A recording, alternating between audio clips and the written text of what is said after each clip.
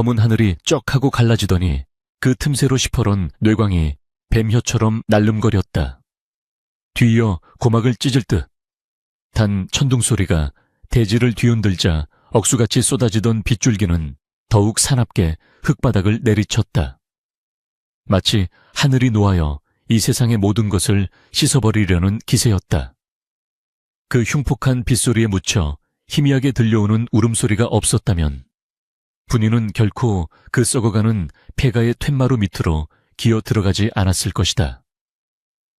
진흙탕에 무릎이 까이고 낡은 치맛자락이 비에 젖어 청은망은 무거웠지만 분이는 숨을 죽인 채 어둠 속을 더듬었다. 손끝에 닿는 것은 차가운 빗물과 축축한 이끼뿐이었으나 분명 귓께는 애처로운 생명의 소리가 들려오고 있었다. 그것은 짐승의 새끼가 내는 소리가 아니었다. 어미를 잃은 혹은 세상으로부터 버려진 핏덩이의 절규였다. 분이는 공포로 떨리는 입술을 깨물며 썩은 나무 기둥 뒤쪽으로 손을 뻗었다. 왕우왕 천둥 소리가 잠시 잦아든 틈을 타 울음소리가 더욱 명확하게 고막을 파고들었다. 분이의 손끝에 무언가 부드럽고 매끄러운 감촉이 닿았다. 넝마 조각이 아니었다. 그것은 거친 그녀의 손과는 비교도 할 수 없을 만큼 고운 비단이었다. 칠흑 같은 어둠 속이라 눈으로는 확인할 수 없었지만 손끝에 전해지는 감촉만으로도 분이는 숨을 들이켰다. 이 흉가라 불리는 팩의 그것도 비바람이 몰아치는 이 밤의 비단 포대기에 쌓인 악이라니. 분이는 본능적으로 포대기를 가슴에 품고 몸을 웅크렸다. 바로 그때 폐가 지붕의 기와장이 와르르 무너져 내리며 그녀가 방금까지 머리를 두고 있던 자리에 떨어졌다. 조금만 늦었더라면 아기도 분이도 그 자리에서 명을 달리했을 것이다. 등골이 오싹해지는 공포가 밀려왔지만 품 안에서 느껴지는 미약한 온기가 그녀를 붙잡았다. 분이는 빗물에 젖어 덜덜 떨리는 몸을 일으켜 쓰며 주위를 살폈다. 이곳은 마을 사람들조차 얼씬거리지 않는 흉가였다. 10수년 전 역병으로 온 가족이 몰살당한 뒤 귀신이 나온다는 소문이 돌면서 잡초만이 무성해진 곳이었다. 그런 곳에 아기가 버려져 있다는 것은 누군가 의도적으로 이 생명을 지으려 했음을 의미했다. 빗줄기는 여전히 거셌고 한 치 앞도 분간할 수 없는 어둠이 깔려 있었지만 분이는 지체할 수 없었다. 만약 주인 최진사의 귀에 자신이 야밤에 밖을 돌아다니다 흉계 들어갔다는 사실이 들어가기라도 한다면 멍석마리는 예사여. 당장 내쫓길 것이 뻔했기 때문이었다. 분이는 품에 안은 아기가 비에 젖지 않도록 겉옷을 벗어 겹겹이 감싸 안고는 진흙탕을 박차고 달리기 시작했다. 발이 푹푹 빠지는 논두렁을 지나고 가시덤불이 우거진 새끼를 헤치면서도 그녀는 오직 품 안의 생명을 지키겠다는 일념 하나로 내달렸다. 최진사댁의 높은 담장이 희미하게 보일 즈음 분이는 거친 숨을 몰아쉬며 잠시 멈춰 섰다. 대문 앞을 지키는 늙은 머슴 칠성이가 졸고 있을 시간이었지만 행여나 인기척에 깨기라도 한다면 큰일이었다. 그녀는 대문 대신 담장 밑 개구멍으로 향했다. 평소 쥐들이나 드나들 법한 좁은 구멍이었지만 못먹어서 깡마른 분이의 몸은 간신히 그곳을 통과할 수 있었다. 진흙투성이가 된 몸으로 마당에 들어선 분이는 살금살금 부엌 옆에 딸린 헛간으로 향했다. 그곳은 땔감을 쌓아두는 곳이자 고아인 분이가 몸을 누이는 유일한 안식처였다. 삐걱거리는 나무 문을 조심스럽게 닫고 나서야 분이는 다리가 풀려 바닥에 주저앉았다. 심장이 터질 듯 쿵쾅거렸고 젖은 옷에서 배어나온 한기가 뼛속까지 스며들었다. 희미하게 새어 들어오는 달빛의 의지에 분이는 떨리는 손으로 아기를 감싸고 있던 포대기를 풀었다. 그러자 드러난 아기의 모습에 분이는 저도 모르게 탄성을 내뱉었다. 비바람 속에 방치되어 창백하게 질려 있었지만 아기의 이목구비는 빚어놓은 듯 수려했다. 오똑한 콧날과 짙은 눈썹, 그리고 무엇보다 뽀얀 피부는 천한 신분의 자식이 아님을 단번에 알 수 있게 했다. 아기는 배가 고픈지 입을 오물거리며 칭얼거렸지만 기력이 다했는지 큰 소리로 울지도 못했다. 분이는 서둘러 부엌으로 기어들어가 식은 밥 한 덩이를 물에 불려 으깬 뒤 자신의 손가락에 찍어 아기의 입에 물렸다. 차가운 미음이었지만 아기는 본능적으로 분이의 손가락을 쪽쪽 빨아먹었다. 그 작은 생명력이 손가락 끝을 타고 전해져 오자 분이의 가슴속에서 알 수 없는 뜨거운 것이 울컥 치솟았다. 불쌍하기도 하지. 대체 어떤 연유로 그 험한 곳에 버려졌을꼬. 분이는 젖은 천으로 아기의 몸을 닦아주며 나직이 속삭였다. 그러다 문득 아기를 감싸고 있던 포대기의 안감을 보고는 눈을 크게 떴다. 겉은 평범한 무명천으로 위장되어 있었으나 안감은 최고급 명주실로 짠 비단이었으며 그 귀퉁이에는 십장생 문양인 학과 구름이 정교하게 수놓아져 있었다. 이것은 일반 양반가에서도 귀하게 여기는 물건이었다. 분이의 머릿속이 복잡해졌다. 단순히 버려진 아이가 아니었다. 이것은 필시 대단한 사연이 얽혀 있는 아이였다. 어쩌면 역모에 휘말린 집안의 핏줄일지도 혹은 권력 다툼에 희생된 고귀한 신분의 사생아일지도 모를 일이었다. 어느 쪽이든 이 아이를 거두는 것은 목숨을 건 도박이나 마찬가지였다. 하지만 분이는 이 작은 생명을 차마 외면할 수 없었다. 그녀 역시 부모 얼굴도 모른 채 최진사댁 문간에 버려져 눈칫밥을 먹으며 자라온 처지였다. 짐승 취급을 받으며 매질을 당할 때마다 누군가 나를 따뜻하게 안아주었으면 하고 얼마나 간절히 바랐던가. 이 아이가 겪을 혹은 겪어야 했던 그 차가운 버림받음의 고통을 누구보다 잘 아는 그녀였다. 내가 널 지켜주마. 비록 가진 것 없는 천한 종년이지만 내 널 굶기지는 않으마. 분이는 잠든 아기의 볼을 쓰다듬으며 굳은 결심을 했다. 마침 지난달에 역병으로 죽은 옆집 과부의 갓난아이 이야기를 떠올렸다. 사람들은 그 아이가 죽어서 묻힌 줄 알지만 사실 시신을 수습한 것도 분이었으니 적당히 둘러대면 자신의 죽은 동생이나 먼 친척 조카라고 속일 수 있을지도 몰랐다. 아기의 젖은 베넷 저고리를 갈아입히기 위해 옷고름을 풀던 분이의 손이 딱딱한 무언가에 닿았다. 아기의 가슴팍 깊숙한 곳 명치 끝에 숨겨져 있던 물건이었다. 분이는 조심스럽게 그것을 꺼내 들었다. 순간 구름 사이로 얼굴을 내민 달빛이 헛간 안으로 쏟아져 들어오며 그 물건을 비추었다.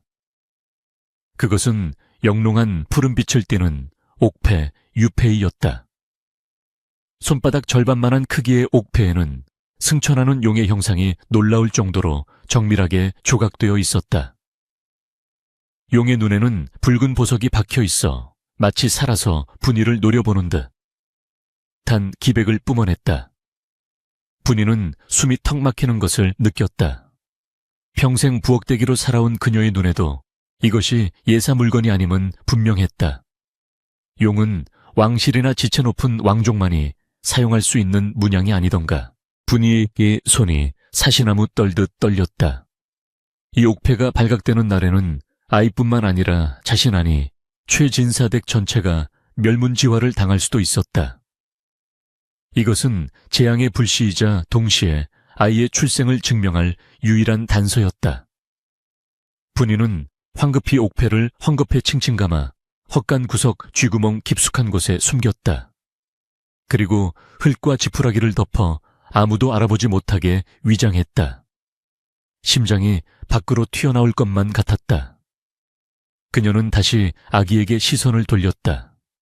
아기는 아무것도 모른 채 그저 새근새근 잠들어 있었다. 그 평온한 얼굴을 보자 두려움 속에서도 묘한 용기가 샘솟았다. 이제 돌이킬 수 없었다. 하늘이 이 아이를 내게 보낸 뜻이 있을 것이다. 밤새 비바람은 그칠 줄 모르고 창호지 문을 흔들어 댔다. 분이는 뜬 눈으로 밤을 지새우며 아기의 곁을 지켰다. 아기가 뒤척일 때마다 화들짝 놀라 토닥여 주었고, 혹여나 밖에서 인기척이라도 들리면 숨을 죽이고 문 쪽을 노려보았다. 날이 밝아오자 빗줄기는 가늘어졌지만 분이의 마음속에는 더 큰 폭풍우가 몰아치고 있었다. 최진사는 탐욕스럽고 잔인한 위인이었다. 소장농들의 고열을 짜내는 것도 모자라 노비들을 가축보다 못하게 여기는 자였다. 만약 그가 이 아이의 존재를 알게 된다면, 그리고 아이가 지닌 비밀의 냄새를 맡게 된다면 어떤 끔찍한 일이 벌어질지 상상조차 하기 싫었다. 분이는 아기의 이름을 지어야겠다고 생각했다. 귀하게 자라라고 지어주면 오히려 탈이 날까 싶어 가장 천하고 흔한 이름을 떠올렸다. 돌석이, 그래, 돌석이라 하자. 돌처럼 단단하고 야무지게 비바람에도 끄떡없이 살아남으라고. 분이는 잠든 아기의 귓가에 작게 속삭였다. 아가, 내 이름은 이제부터 돌석이다. 양반집 귀한 도련님이 아니라 부엌대기 분이의 동생 돌석인 게야. 알겠느냐? 아기는 마치 그 말을 알아듣기라도 한 듯 입꼬리를 살짝 올리며 베넷짓을 했다. 그 미소를 본 순간 분이는 자신의 운명이 이 작은 아이와 때려야 뗄 수 없이 묶여버렸음을 직감했다. 아침이 밝았다. 안채에서 최진사의 거친 고함 소리가 들려왔다. 이놈의 종년들이 해가 중천에 떴는데 밥상은 안 차리고 못들 하는 개냐. 그 소리에 분이는 화들짝 놀라 아기를 헌옷까지 더미 속에 깊숙이 숨겼다. 꼼짝 말고 있어야 한다. 울면 안 돼. 절대 소리 내면 안 된다. 분이는 몇 번이고 당부한 뒤 헝클어진 머리를 대충 쓸어 넘기고 헛간 문을 열었다. 눈부신 햇살이 쏟아지며 지난밤의 폭풍우가 거짓말인 양 세상은 평온해 보였다. 그러나 분이의 가슴 속에는 아무도 모르는 엄청난 비밀이 자리 잡고 있었다. 그녀는 쿵쾅거리는 가슴을 억누르며 마치 아무 일도 없었던 것처럼 부엌을 향해 걸음을 옮겼다. 하지만 그녀의 등 뒤 어두운 헛간 속에서 돌석의 눈망울이 둠을 뚫고 빛나고 있었다. 마치 흙탕물 속에서도 빛을 잃지 않는 진주처럼 그 아이의 운명은 이제 막 거친 세상이라는 파도 위에 띄워진 것이었다. 분이가 부엌으로 들어가자마자 행랑검엄이 쏘아붙였다. 어딜 그리 쏘다니다 이제 오는 개냐 몰골은 그게 또 뭐고. 분이는 짐짓 태연하게 대답했다. 밤새 비가 새서 헛간 지붕 좀 보느라 그랬습니다요. 쯧쯧쯧 비가 오면 잠이나 자지 별스러운 연일세. 어서 아궁이에 불이나 지펴 날이 깨서 아침부터 심기가 불편하시니 밥물 조절 잘하고. 행랑검엄의 잔소리를 뒤로하고 아궁이 앞에 앉은 분이는 타오르는 불꽃을 바라보았다. 붉은 불길 속에서 어젯밤 보았던 옥패의 용 그림자가 어른거리는 듯했다. 이제 시작이었다.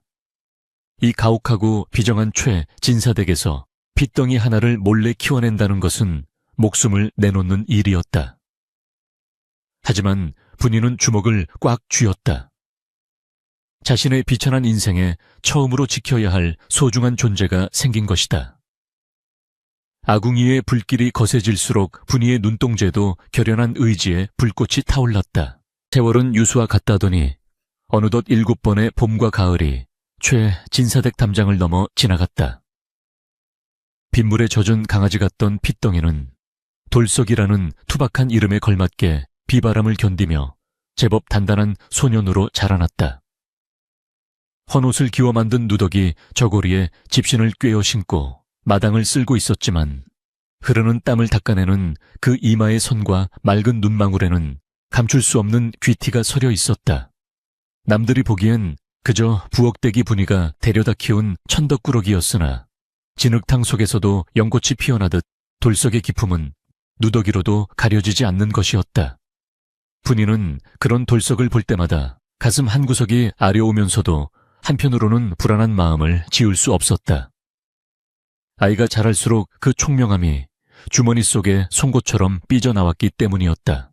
어느 늦가을 오후 사랑채 너머에서는 최 진사의 외아들인 만석의 글 읽는 소리가 들려오고 있었다. 만석은 돌석보다 3살이나 위였으나 글머리가 트이지 않아 훈장 어른의 한숨을 자아내기 일쑤였다. 하늘 천따지 검을 현 누를 황. 그 다음이 뭐더라. 만석이 더듬거리며 말끝을 흐리자 훈장의 혀차는 소리가 담장을 넘어 들려왔다. 마당에서 쇠죽을 끓일 콩을 고르던 돌석은 저도 모르게 입술을 달싹였다. 서당 문턱이라곤 밟아본 적 없는 그였으나 사랑채 청소를 하며 어깨너머로 들은 풍월만으로 천자문을 줄줄 외우고 있었던 것이다. 지부집 주 넓을 홍 거칠 황. 돌석이 나직하게 읊조리는 소리가 콩껍질이 바스락거리는 소리에 섞여 허공으로 흩어졌다. 누가 가르쳐주지도 않았는데 글자의 이치를 깨닫고 붓을 잡는 법조차 배운 적 없는데 흙바닥에 나뭇가지로 쓰는 글씨가 명필 뺨칠 정도로 유려했다. 분이는 혹여나 남들이 알까봐 돌석이 흙바닥에 글씨 연습을 할 때마다 황급히 발로 지워버리곤 했다. 상놈이 글을 알면 제명에 못 산다는 것이 조선의 서글픈 법도였고 특히나 시기심 많고 의심 많은 최진사 밑에서는 더욱 그러했기 때문이었다. 하지만 천재성은 댐으로 막은 물과 같아서 언젠가는 터져 나오기 마련이었다. 사단은 그날 저녁에 벌어졌다. 최진사는 곳간을 정리하며 머슴들과 실랑이를 벌이고 있었다. 가을 추곡 수매가 끝나고 소장료를 정산하는데 장부를 담당하는 집사놈이 셈을 잘못하여 쌀가마니 숫자가 맞지 않았던 것이다. 이 멍청한 놈들아 들어온 쌀이 150가마인데 나간 쌀과 남은 쌀을 합치면 왜 140가마밖에 안 되느냐 말이다. 10가마니가 땅으로 꺼졌느냐, 하늘로 솟았느냐. 최 진사의 불호령에 집사와 머슴들은 벌벌 떨며 머리를 조아렸다. 주파나를 아무리 튕겨봐도 계산이 맞지 않아 식은땀만 흘리고 있을 때 쇠죽을 쑤러 가던 돌석이 그 광경을 목격했다. 돌석은 잠시 걸음을 멈추고 널려있는 장부와 쌀가마니들을 훑어보았다. 그의 눈동자가 빠르게 움직였다. 복잡하게 얽혀있는 숫자들이 그의 머릿속에서 순식간에 정리되어 제자리를 찾아갔다. 어린 마음에 답답함을 참지 못한 돌석이 조심스럽게 입을 열었다. 마님 저기 동쪽 창구 입출 내역에 닷새. 전 소작인 김씨에게 내어준 종자쌀 10가마가 누락되어 있는 듯하옵니다. 그리고 썩은 쌀을 솎아낼 때 2가마니를 덜어냈다고 적혀 있는데 실제로는 3가마니가 나갔으니 합하면 딱 10가마니가 비는 것이 맞사옵니다. 순간 곳간 안에는 찬물을 끼얹은 듯 정적이 흘렀다. 집사는 허둥지둥 장부를 다시 들춰보더니 이내 얼굴이 사색이 되어 외쳤다. 아니, 이 이놈 말이 맞습니다. 제가 김씨에게 내어준 것을 깜빡하고 장부에 적지 않았습니다요. 모두의 시선이 일제히 7살배기 꼬마 돌석에게 쏠렸다. 칭찬이 쏟아져야 마땅한 상황이었으나 최진사의 눈빛은 기이하게 번들거렸다. 그는 감탄보다는 섬뜩한 공포와 불쾌감을 느끼고 있었다. 내 아들놈은 하늘 천자도 제대로 못 되어 쩔쩔매는데 천한 종놈의 자식이 장부셈을 척척 해내다니. 이것은 단순히 똑똑한 것이 아니었다. 최진사의 눈에 돌석은 자신의 가문의 기운을 뺏어가는 요물처럼 보였다. 내 이놈, 내가 언제부터 글을 배웠느냐. 아니, 누가 감히 내 곳간 장부를 훔쳐보라 하였느냐.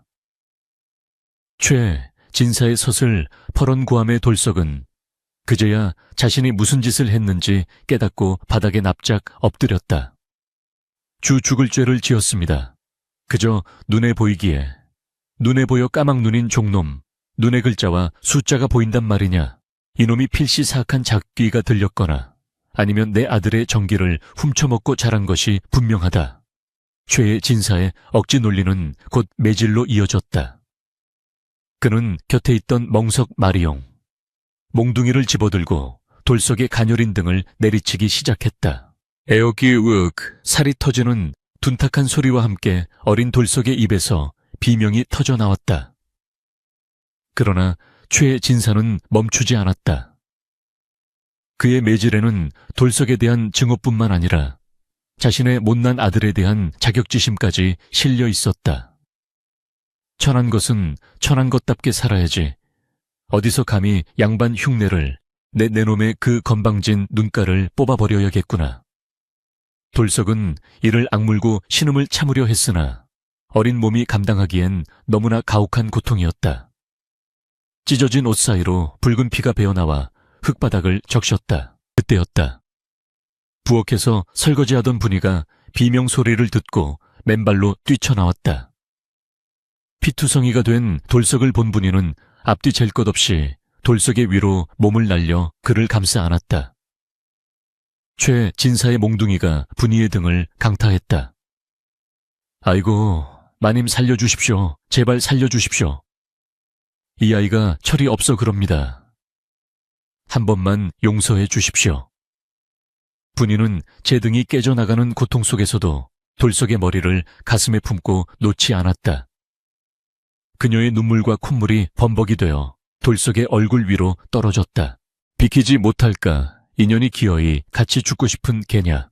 초에 진사는 분이까지 몇 차례 더 매질하고서야 분이 풀린 듯 씩씩거리며 몽둥이를 내던졌다. 재수 없는 것들. 내 집구석에 이런 요망한 것들을 들이지 말았어야 했는데. 당장 내 눈앞에서 꺼져라. 한 번만 더 건방지게 굴면 그땐 멍석마리로 끝내지 않을 테다. 진사가 침을 퇴 뱉고 사라지자 구경하던 다른 하인들이 혀를 차며 하나둘 흩어졌다. 누구 하나 나서서 도와주는 이가 없었다. 그만큼 최진사의 위세가 무서웠기 때문이리라. 어둠이 짙게 깔린 늦은 밤 헛간 안에는 희미한 등잔불 하나만이 흔들리고 있었다. 분이는 끙끙 앓는 소리를 내면서도 돌석의 상처에 된장을 바르고 천을 감아주느라 여념이 없었다.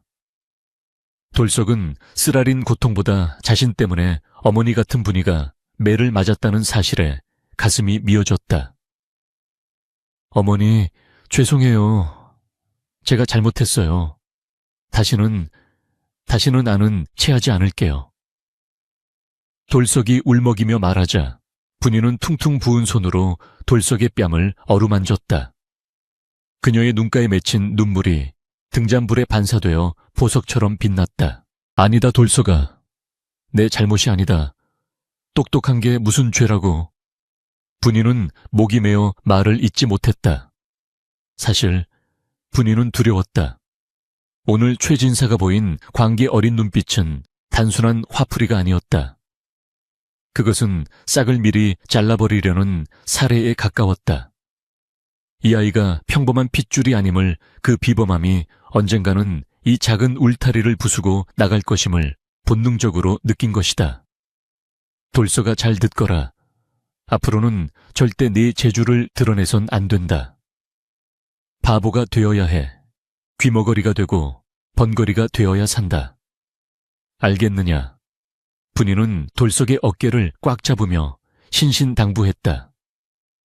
돌석은 분이의 간절한 눈빛을 보며 고개를 끄덕였다. 하지만 그의 마음속 깊은 곳에서는 억누를 수 없는 의문이 고개를 들고 있었다.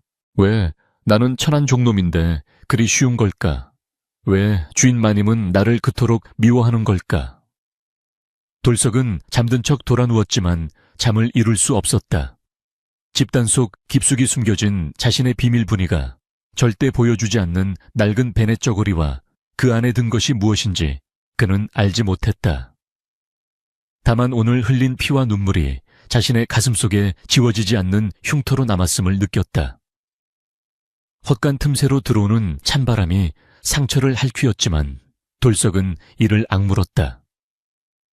언젠가는 이 좁고 더러운 헛간을 벗어나 자신을 짐승 취급하는 저들에게 보란듯이 서리라 다짐했다. 한편 사랑채에서는 최진사가 잠 못 이루고 술잔을 기울이고 있었다. 그의 앞에는 마을의 관상을 좀 본다는 떠돌이 점쟁이가 앉아 있었다. 최 진사가 낮에 있었던 일을 털어놓자 점쟁이는 심각한 표정으로 엽전을 던져 점괘를 보았다. 진사 어른 흉합니다. 아주 흉해요. 뭐가 그리 흉하단 말인가? 그 아이, 굴러온 돌이 박힌 돌 뺀다는 말이 있지요. 그 아이의 기운이 대개 아드님 기운을 누르고 있습니다. 아니, 누르는 정도가 아니라 아예 집어삼킬 기세입니다. 용이 개천에서 났다고들 하나 이 집 개천은 용을 감당할 곳이 못 됩니다. 놔두면 필시 주인을 물어뜯을 것입니다. 점쟁이의 말에 최 진사의 손이 부들부들 떨렸다. 술잔 속의 술이 파문을 일으켰다. 역시 자신의 예감이 틀리지 않았던 것이다. 그놈은 화근 덩어리였다. 그럼 어찌해야 한단 말인가? 당장 내쫓기라도 해야 하나? 내쫓는다고 해결될 일이 아닙니다. 화근은 뿌리째 뽑아야죠. 쥐도 새도 모르게 아주 멀리 치워버리셔야 뒤탈이 없을 겁니다. 점쟁이가 의미심장한 눈빛을 보내며 손가락으로 목을 긋는 신용을 했다. 최의 진사의 얼굴이 일그러졌다.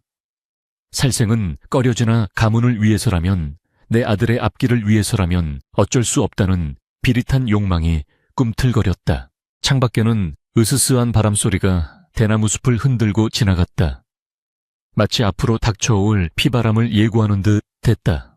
돌석과 분이가 서로의 상처를 보듬으며 잠든 그 시각 그들의 운명을 송두리째 뒤흔들 검은 음모가 사랑채의 촛불 아래서 은밀하게 싹트고 있었다. 흙탕물 속에서도 빛을 잃지 않는 구슬 돌석의 총명함은 이제 그를 지켜주는 방패가 아니라 그의 목숨을 노리는 날카로운 칼날이 되어 돌아오고 있었다. 소년의 시련은 이제 막 시작되었을 뿐이었다. 찬바람이 문풍지를 날카롭게 베고 지나가는 소환시오한 무렵이었다. 마당의 앙상한 감나무 가지에는 까치밥 하나 남지 않았고 마을 어귀의 당산나무 아래에는 을씨년스러운 기운만이 감돌았다. 그 스산한 바람을 타고 마을에는 흉흉한 소문이 돌기 시작했다. 한양에서 내려온 낯선 선비 무리가 인근 고을을 이 잡듯이 뒤지며 잃어버린 핏줄을 찾고 있다는 이야기였다. 그들은 주막에 들러 술 한 잔을 시켜놓고는 10여 년 전의 난리통에 행방불명된 아이가 없는지 혹은 기이할 정도로 총명한 아이를 보지 못했는지 묻고 다녔다. 가을가 빨래터의 아낙네들은 방망이질을 멈추고 수군거렸고 사랑방의 노인들은 곰방대를 두드리며 혀를 찼다. 이 조용한 시골 구석에 무슨 변고가 생기려는 징조가 아니겠나. 사람들의 입방아는 꼬리에 꼬리를 물었으나 정작 그 소문의 중심에 서 있는 당사자들은 까맣게 모르고 있었다. 최의 진사는 요즘 들어 부쩍 신경이 곤두서 있었다. 밤마다 식은땀을 흘리며 잠을 설쳤고 작은 소리에도 소스라치게 놀라곤 했다. 그가 두려워하는 것은 귀신이 아니었다. 바로 헛간에 처박아둔 돌석이라는 존재였다. 며칠 전 읍내 장터에 나갔던 집사가 사색이 되어 달려와 전한 말 때문이었다. 마님, 큰일 났습니다. 한양에서 온 포교들이 이조판서 댁 잃어버린 손자를 찾는다며 몽타주를 돌리고 있는데 그 생김새가 헛간의 그놈과 판박이옵니다. 최의 진사는 그 말을 듣는 순간 눈앞이 캄캄해졌다. 만약 돌석이 역적의 자식이 아니라 복권된 명문가의 핏줄이라면 자신이 그 귀한 자손을 종놈 부리듯 부려먹고 매질까지 했다는 사실이 밝혀진다면 그것은 가문의 몰락을 넘어 삼족이 멸할 대역죄에 해당할 수도 있었다. 안 된다. 절대 안 돼. 내 이놈을 가만두어서는 아니 되겠다. 최의 진사는 사랑차의 방바닥을 서성이며 손톱을 물어뜯었다. 죽여서 뒷산에 파묻자니 귀신이 되어 붙을까 두렵고 그냥 내버려 두자니 언제 터질지 모르는 시한폭탄을 안고 사는 꼴이었다. 탐욕과 공포 사이에서 저울질하던 그의 눈에 비릿한 광기가 스쳤다. 그는 은밀히 하인 칠성이를 불러 귓속말을 건넸다. 오늘 밤이다. 서해 외딴섬 염전으로 노비들을 팔아넘기는 거강군 곰배놈을 뒷문으로 불러들여라. 쥐도 새도 모르게 처리해야 한다. 돈은 달라는 대로 줄 테니 다시는 이 땅을 밟지 못하게 아주 멀리 기왕이면 청나라로 가는 배에 태워 보내라고 일러라. 해가 뉘엿뉘엿 넘어가고 땅거미가 질 무렵 분이는 부엌 뒤편에서 콩을 삶다가 우연히 칠성이와 곤배가 나누는 밀담을 엿듣고 말았다.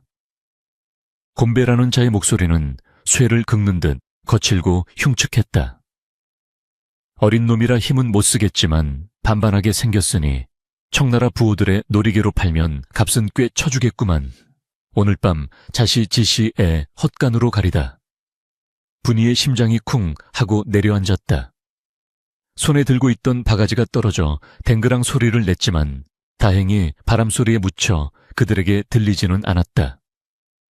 분이는 사시나무 떨듯 떨리는 다리를 부여잡고 주저앉았다. 올 것이 왔다. 최진사가 기어이 아이를 팔아넘기려 하는구나. 그것도 짐승만도 못한 놈들에게 다시는 돌아올 수 없는 지옥으로. 분이는 거칠게 숨을 몰아쉬며 헛간으로 달렸다. 지금 당장 돌석을 데리고 도망치지 않으면 영영 기회는 없었다.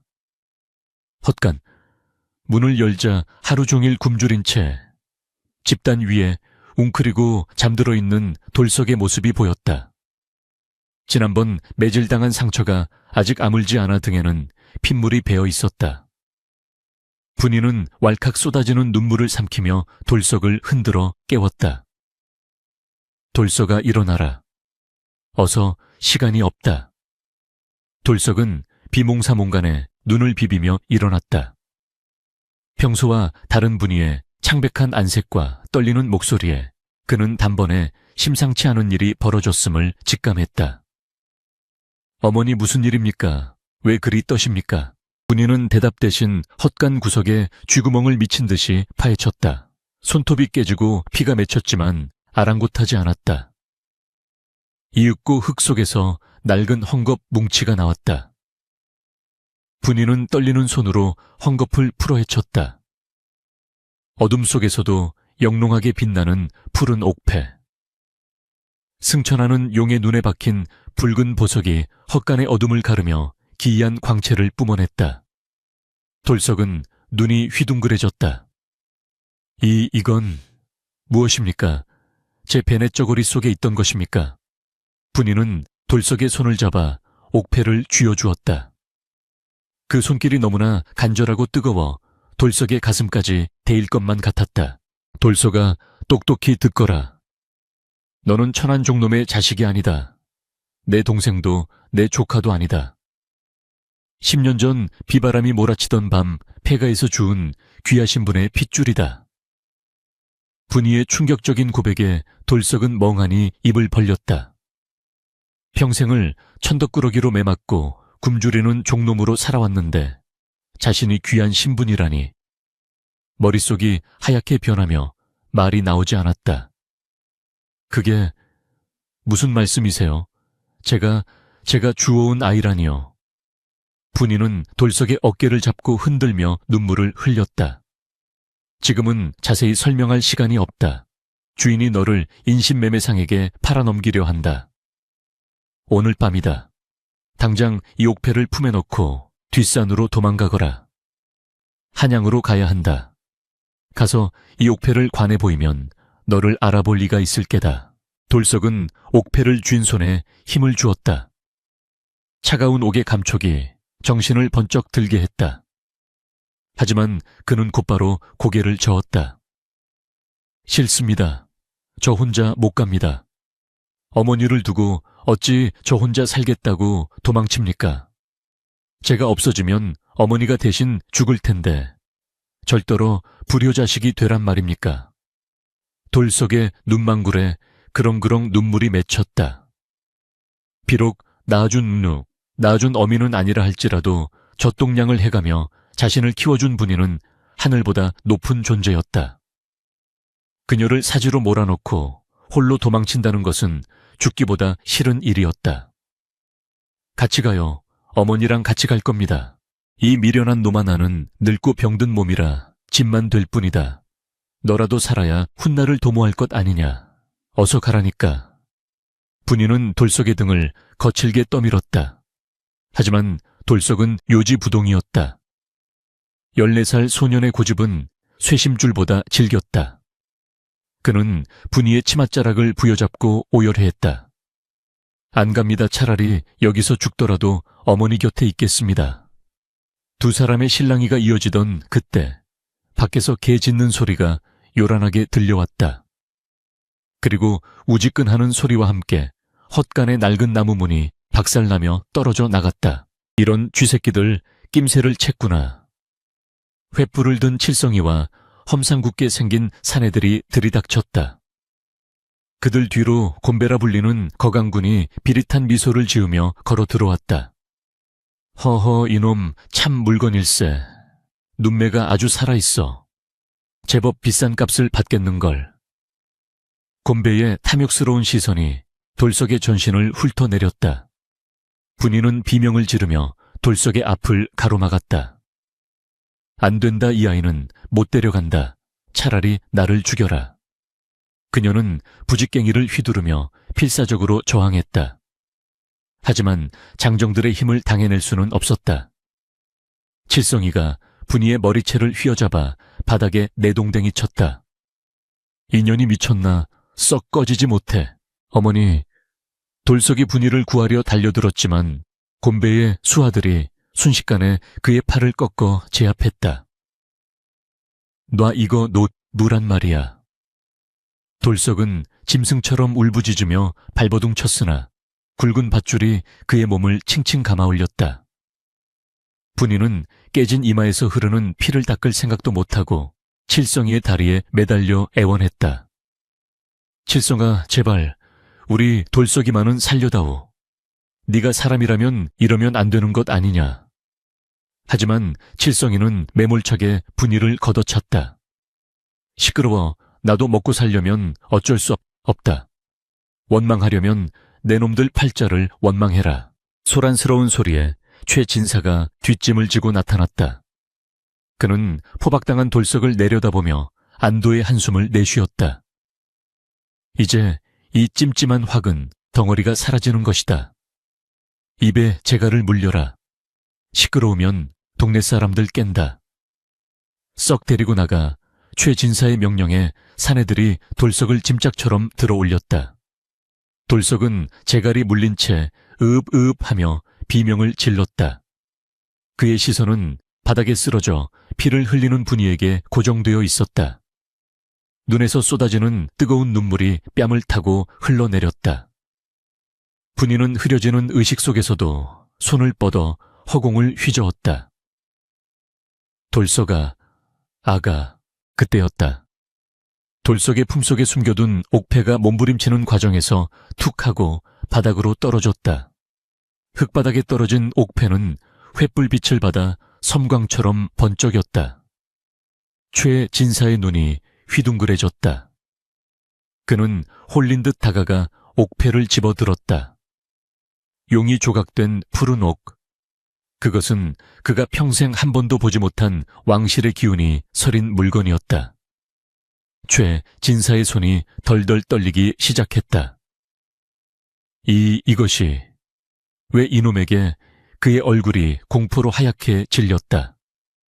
단순히 양반의 자식인 줄만 알았는데 이 정도 물건을 지닌 아이라면 필시 왕족이거나 그의 준하는 권세가의 핏줄임이 분명했다. 만약 이 아이를 팔아넘긴 사실이 들통난다면 자신은 능지처참을 당해도 할 말이 없었다. 매엄쳐라. 당장 멈춰. 최진사가 다급하게 소리쳤다. 하지만 이미 돈을 받은 곰배는 코웃음을 쳤다. 무슨 소리요. 돈을 받았으면 물건을 내줘야지. 무르기 없소이다. 곰배는 최진사를 밀치고 돌석을 끌고 나가려 했다. 최진사는 다급함에 칠성이의 멱살을 잡았다. 막아 저놈들 못 가게 막으란 말이다. 상황은 순식간에 아수라장이 되었다. 돈을 챙겨 떠나려는 인신매매단과 뒤늦게 사태의 심각성을 깨닫고 아이를 도로 빼앗으려는 최진사의 하인들이 뒤엉켜 난투극이 벌어졌다. 그 혼란 속에서 돌석은 필사적으로 밧줄을 문설주 모서리에 비벼대고 있었다. 손목이 까져 피가 철철 흘렀지만 고통을 느낄 겨를이 없었다. 살아야 한다. 살아서 어머니를 구해야 한다. 뚝하는 소리와 함께 낡은 밧줄이 끊어졌다. 돌석은 재갈을 뱉어내고 바닥에 떨어진 부직갱이를 집어들었다. 그의 눈빛은 더 이상 매맞던 종놈의 그것이 아니었다. 어둠 속에서 번뜩이는 야수의 눈빛이었다. 그는 곤배의 팔을 물어뜯고 쓰러져 있는 분이에게 달려가 그녀를 부축했다. 쟤여, 저놈 잡아놓치면 우리 다 죽어. 최. 진사가 비명을 질렀다. 곤배와 하인들이 동시에 돌석과 분이를 향해 달려들었다. 좁은 헛간은 비명과 욕설, 그리고 타격음으로 가득 찼다. 돌석은 분이를 등 뒤로 감추고 부직갱이를 마구 휘둘렀다. 하지만 중과 부적이었다. 몽둥이가 돌석의 머리를 강타하려는 찰나 헛간 밖에서 천지를 뒤흔드는 고함 소리가 들려왔다. 암행어사 출두야, 이 집을 포위하라. 우렁찬 함성과 함께 수십 개의 횃불이 최진사의 담장을 넘어 밀물처럼 쏟아져 들어왔다. 어둠을 찢는 징소리가 밤하늘을 울렸다. 그것은 지옥 같은 밤의 끝을 알리는 신호탄이자 감춰졌던 진실이 마침내 세상 밖으로 드러나는 서막이었다. 암행어사 출두야. 그 한마디는 마치 마른 하늘에 떨어진 벼락과도 같았다. 칠흑 같은 어둠 속에서 수십 개의 횃불이 일제히 타오르며 최진사댁 마당을 대낮처럼 밝혔다. 담장을 넘어 쏟아져 들어온 역졸들은 순식간에 인신매매상 곤발, 일당과 최진사의 하인들을 제압했다. 쇠몽둥이를 든 역졸들이 들이닥치자 방금 전까지 기세등등하던 곤배는 쥐구멍이라도 찾으려는 듯 헛간 구석으로 내달렸으나 이내 건장한 포졸의 발길질에 나가떨어졌다. 억! 소리와 함께 곤배가 고꾸라지자 칠성이와 다른 하인들은 혼비백산하여 바닥에 납작 엎드려 벌벌 떨기만 했다. 그 아비 규환의 한복판에서 최진사는 다리가 풀려 주저앉은 채 넋이 나간 표정으로 멍하니 대문 쪽을 바라보았다. 대문이 활짝 열리고 위풍당당한 체구의 사내가 천천히 걸어 들어왔다. 각근을 단단히 메고 푸른 관복을 입은 그의 손에는 낡은 부채 하나가 들려 있었으나 그에게서 뿜어져 나오는 기세는 서슬 퍼런 칼날보다 날카로웠다. 그가 바로 이 일대의 부패를 척결하고 억울한 백성을 구제하기 위해 파견된 암행어사 김정인이었다. 그의 뒤로 육모방망이를 든 금부도사들이 도열하자 마당에는 숨막히는 정적이 감돌았다. 김정인의 시선이 마당을 훑었다. 피투성이가 된 채 서로를 부둥켜 안고 있는 분이와 돌석, 그리고 그들을 둘러싼 험악한 밧줄과 몽둥이들이 그의 눈에 들어왔다. 상황은 명백했다. 내 이놈 초해달수, 내 죄를 네가 알렸다. 김정인의 호령이 추상같이 떨어지자 최진사는 소스라치게 놀라며 머리를 조아렸다. 아, 아니옵니다, 어사, 또똥. 아니, 어사 날이 억울하옵니다. 소인은 그저 도망친 종놈을 훈육하고 있었을 뿐이옵니다. 저놈이 집안 물건을 훔쳐 달아나려 하기에. 진사는 다급하게 변명을 늘어놓으며 돌석을 손가락질했다. 공포에 질려 횡설수설하면서도 본능적으로 자신의 목을 죄어올 죄목을 피하려는 수작이었다. 김정인은 코웃음을 치며 천천히 돌석에게 다가갔다. 돌석은 피가 흐르는 이마를 닦지도 못한 채 두려움과 경계심이 뒤섞인 눈빛으로 어사를 올려다보았다. 비록 누더기를 걸치고 상처투성이었지만 그 눈빛만은 맹수 앞에서도 굴하지 않는 기백이 서려 있었다. 김정인은 무릎을 굽혀 돌석과 눈높이를 맞추었다. 그리고 떨리는 목소리로 물었다. 아이야, 내 이름이 무엇이냐? 돌석이라 하옵니다. 돌석이 기어들어가는 목소리로 대답했다. 김정인의 시선이 돌석의 품속에서 삐져나온 푸른 끈에 머물렀다. 그 품에 있는 것을 내게 보여다오. 돌석은 잠시 망설이며 분이를 쳐다보았다. 분이는 고통스러운 표정으로 고개를 끄덕였다. 돌석은 떨리는 손으로 품속의 옥패를 꺼내 김정인에게 건넸다. 횃불빛을 받은 옥패가 영롱한 빛을 발했다. 승천하는 용의 형상, 그리고 그 눈에 박힌 붉은 보석. 김정인은 옥패를 받아드는 순간 숨을 들이켰다. 그의 손이 미세하게 떨리고 있었다. 이것은 의심할 여지 없는 그의 스승, 구 이조판서 이명대감의 갑오 지아바오였다.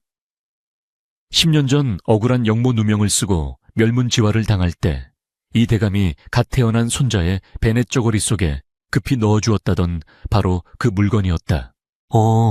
하늘이시여, 정녕 하늘이 도우셨단 말인가. 김정인은 감격에 겨워 옥패를 가슴에 품었다.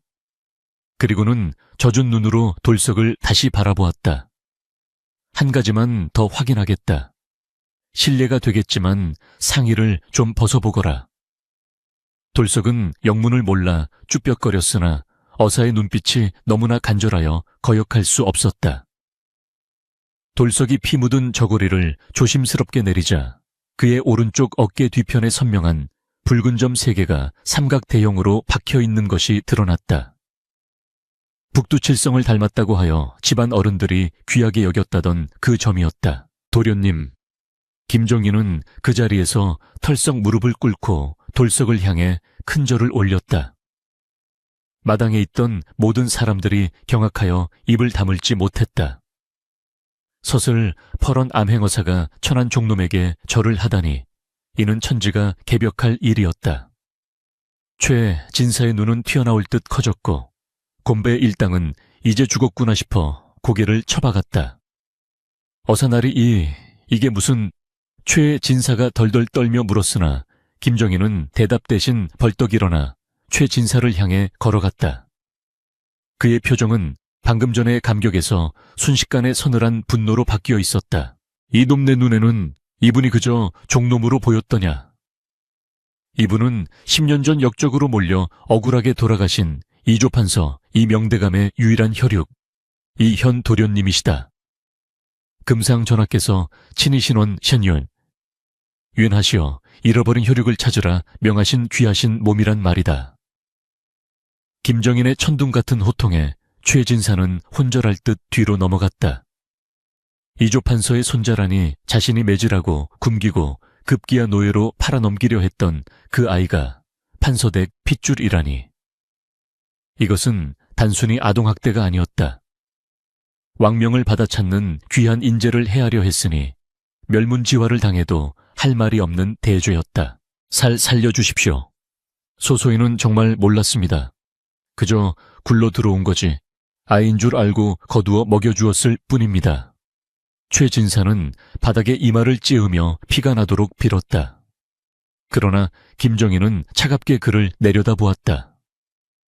거두어 먹여 내 놈의 곳간에는 쌀이 썩어나가는데 도련님의 몸은 뼈만 앙상하고 온몸이 상처투성이구나. 게다가 인신매매상과 결탁하여 양인을 노비로 그것도 이역만리 타국으로 팔아넘기려 했다.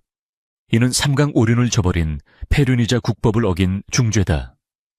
김정인이 손을 들어 신호를 보내자 금부도사들이 최진사를 포박했다.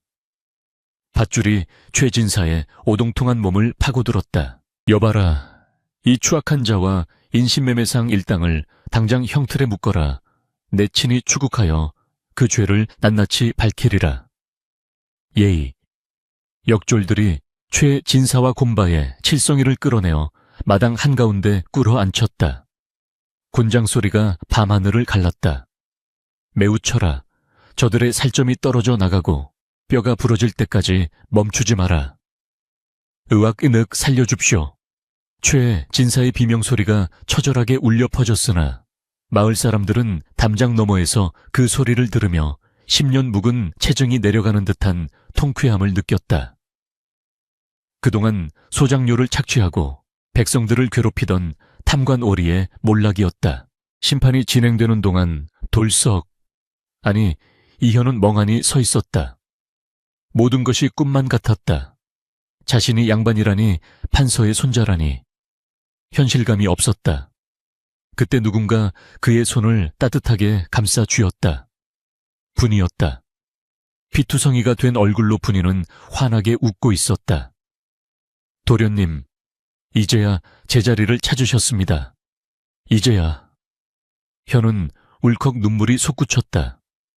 그는 분이의 거친 손을 자신의 뺨에 갖다 대며 오열했다. 어머니, 무슨 말씀을 하십니까? 도련님이라니요. 저는 어머니의 아들 돌석입니다. 평생 어머니의 아들입니다. 아닙니다. 귀한 분은 귀하게 사셔야지요. 저 같은 천한 것과는 연을 끊으셔야. 그때 형벌을 지휘하던 김정인이 다가왔다. 그는 분이를 향해 정중하게 고개를 숙였다. 자네가 아니었다면 이조판서 댁에 대가 끊길 뻔했네. 멸문지화의 위기 속에서 목숨을 걸고 핏덩이를 지켜낸 자네의 의로움은 만백성의 귀감이 될 걸세. 김정인은 품에서 비단 주머니를 꺼내 분이에게 건네려 했으나 분이는 손사래를 쳤다. 당치 않습니다. 저는 그저 불쌍한 생명을 외면하지 못했을 뿐입니다. 보상을 바라고 한 일이 아닙니다. 그녀의 겸손함에 김정인은 더욱 감복했다. 그는 현을 바라보며 말했다. 도련님, 이제 한양으로 가시죠.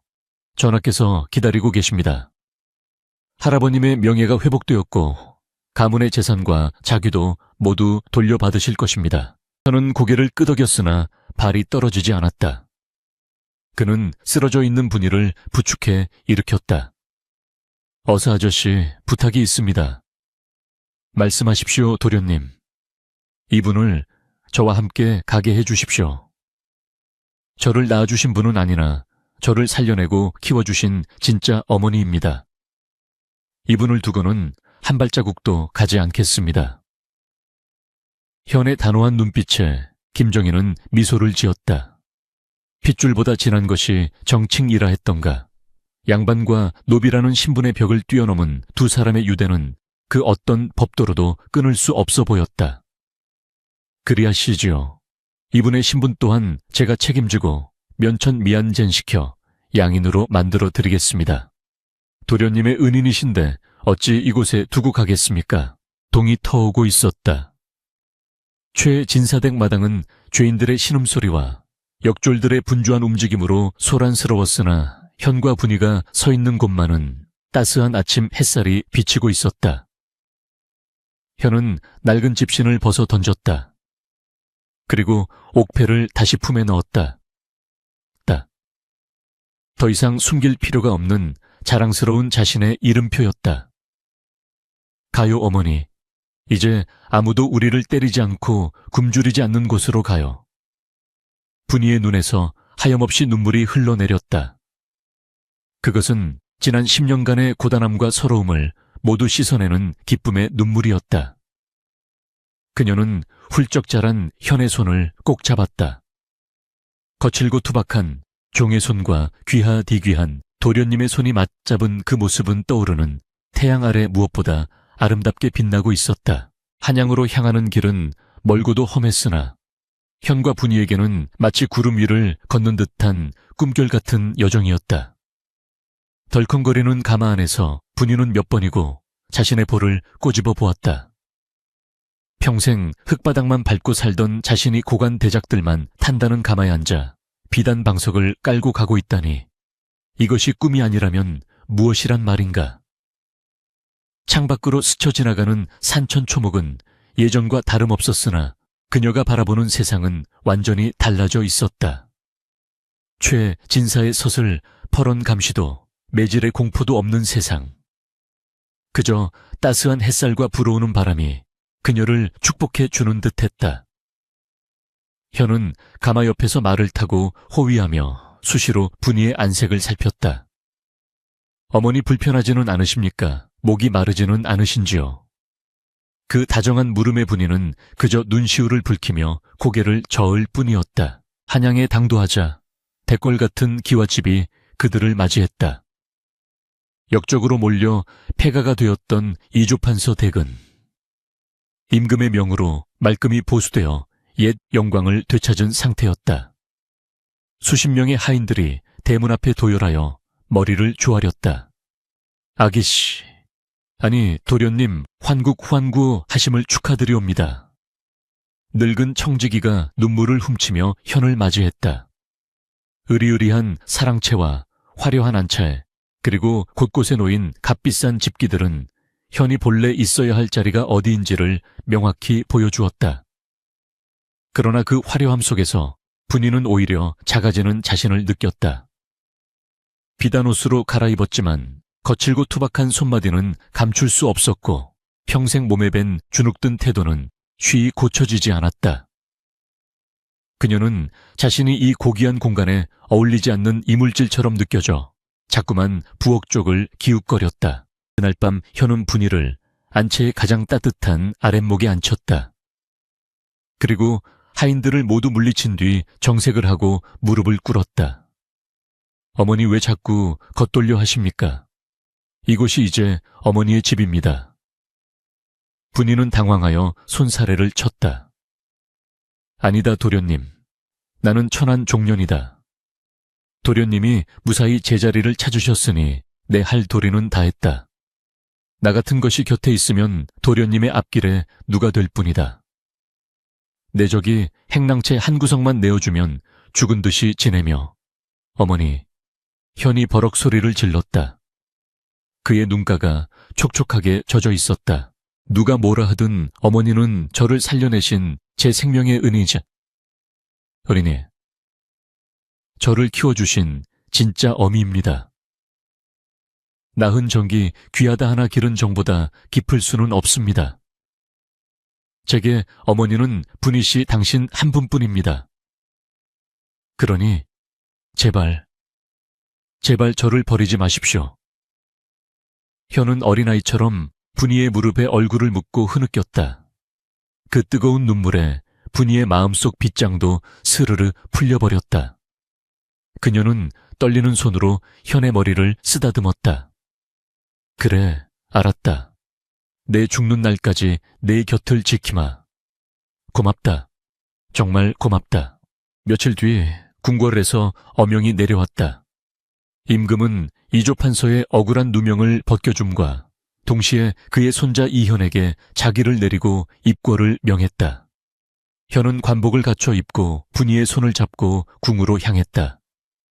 편전 비안디안에 든 현이 임금에게 삼배를 올리자 용상에 앉은 임금은 인자한 미소로 그를 내려다보았다. 네가 정녕 이 명판서의 핏줄이구나. 그 기계와 눈빛이 조부를 쏙 빼닮았다. 임금은 곁에 엎드려 있는 분이를 보며 물었다. 이 자가 바로 너를 구해 키웠다는 그 의로운 여종이냐? 그러하옵니다, 전하. 짐승만도 못한 취급을 받으면서도 저를 지키기 위해 자신의 목숨을 내던졌던 분이옵니다. 하오나 신부는 비천하여 아직 노비 문서를 벗지 못하였사옵니다. 부디 통촉하시어 이분의 족쇄를 풀어주시옵소서. 임금은 고개를 끄덕이며 탄복했다. 비록 신부는 천하나 그 마음 씀씀이는 양반보다 더 고귀하도다. 내 오늘부로 너의 천민 신분을 면하고 미안젠 정경부인의 준하는 예우를 갖추도록 명하노라. 또한 이현의 양모 양무로서 호적에 올리는 것을 허락하니 너는 이제 더 이상 종이 아니라 이 나라의 어머니니라. 임금이 내린 교지의 분위는 엎드린 채 오열했다. 평생을 짓눌려 살아온 청거지라는 멍에가 벗겨지는 순간이었다. 그것은 단순히 신분의 상승이 아니라 한 인간으로서의 존엄을 회복하는 거룩한 순간이었다. 세월은 다시 흘러 현은 밤낮으로 학문에 매진했다. 그는 단순히 입신양명을 위해서가 아니라 자신을 위해 희생한 분이에게 부끄럽지 않은 아들이 되기 위해 뼈를 깎는 노력을 했다. 분이는 그런 현의 곁에서 묵묵히 밤참을 나르고 등잔 심지를 돋우며 정성을 다했다. 그녀는 더 이상 굳은 일을 하지 않았지만 아들의 옷을 짓고 음식을 만드는 일만큼은 남의 손에 맡기지 않았다. 내 손으로 키운 자식, 내 손으로 끝까지 거두어야지. 그것이 그녀의 유일한 낙이자 행복이었다. 현이 글을 읽는 소리가 담장을 넘을 때마다 분이는 마루에 앉아 달을 보며 감사의 기도를 올렸다. 부처님, 천지신명님, 우리 도련님, 아니 우리 아들 그저 몸 건강히 뜻을 펼치게만 해주십시오. 드디어 과거 시험이 있는 날이었다. 전국 팔도에 내로라 하는 인재들이 한양으로 몰려들었다.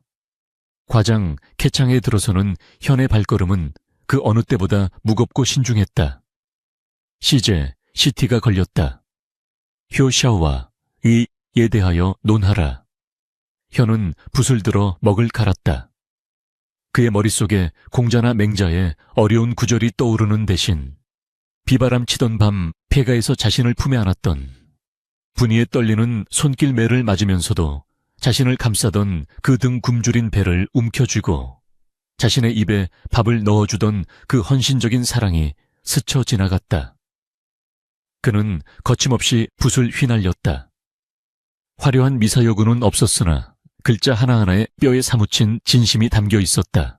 진정한 효란 핏줄에서 나오는 것이 아니라 마음에서 우러나오는 것이며 의란 신분을 넘어 생명을 귀히 여기는 마음이다. 현의 답안을 읽어 내려가던 시관들의 눈시울이 붉어졌다. 그 글에는 책상 물림 선비들은 흉내 낼 수 없는 깊은 울림이 있었다. 장원 급제, 어사와 유시화를 머리에 꽂고 금이 환향하는 현의 앞길을 수많은 인파가 가득 메웠다.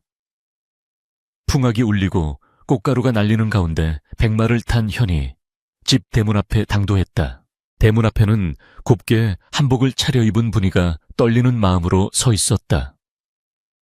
주름진 얼굴에는 세월의 흔적이 가득했지만 그 눈빛만은 그 옛날 헛간에서 돌석을 바라보던 그 따스함 그대로였다. 현은 말에서 내려 천천히 분이에게 다가갔다. 주위의 모든 소리가 잦아들고 정적이 흘렀다. 당대 최고의 권력자가 된 판서의 손자와 늙고 보잘것없는 전직 노비. 세상의 잣대로는 결코 어울릴 수 없는 그림이었다. 그러나 현은 망설임 없이 흙바닥에 무릎을 꿇었다. 그리고 가장 정중하고 깍듯한 자세로 큰 절을 올렸다. 어머니 소자현이 장원 급제하여 돌아왔습니다. 이 모든 영광은 어머니께서 주신 것입니다. 현의 이마가 땅에 닿는 순간 구경하던 사람들 사이에서 탄성이 터져 나왔다. 양반이 그것도 장원 급제자가 노비 출신 양모에게 큰 절을 하다니 그것은 조선의 법도를 깨는 파격이었으나 그 어떤 법도보다 아름다운 인간의 도리였다. 분이는 황급히 달려나와 현을 일으켜서며 와락 껴안았다. 장하다. 내 아들 정말 장하다. 두 모자는 서로를 부둥켜 안고 하염없이 눈물을 흘렸다. 그 눈물은 지난날의 고통과 슬픔을 모두 씻어내고 세상에서 가장 단단한 사랑의 결실을 맺는 단비와도 같았다. 이후 현은 조정에 나아가 대사헌 2조 판서를 거치며 청백리로 이름을 떨쳤다. 그는 백성들의 고충을 누구보다 잘 헤아렸으며 특히 억울하게 노비가 된 자들이나 고아들을 구제하는 데 앞장섰다. 사람들은 그가 훌륭한 정치를 펼칠 수 있었던 근본이 바로 그의 양모분이의 가르침 덕분이라 칭송했다. 분이는 현의 극진한 봉양을 받으며 천수 티안쇼를 누렸다. 그녀가 눈을 감던 날 현은 며칠 밤낮을 식음을 전폐하고 상주로서 곡을 하며 3년상을 치렀다. 현은 분이의 묘비에 이렇게 새겼다. 낳아주신 은혜는 하늘과 같고 길러주신 은혜는 땅과 같다. 여기 세상에서 가장 고귀한 어머니가 잠들다. 비록 핏줄은 섞이지 않았으나 마음으로 맺어진 그들의 인연은 신분의 벽을 넘고 편견의 강을 건너 영원히 지지 않는 꽃으로 피어났다. 여종이 주워다 키운 아이는 재상이 되었고 그 재상을 만든 것은 권력도 재물도 아닌 한 여인의 헌신적인 사랑이었다는 이 아름다운 이야기는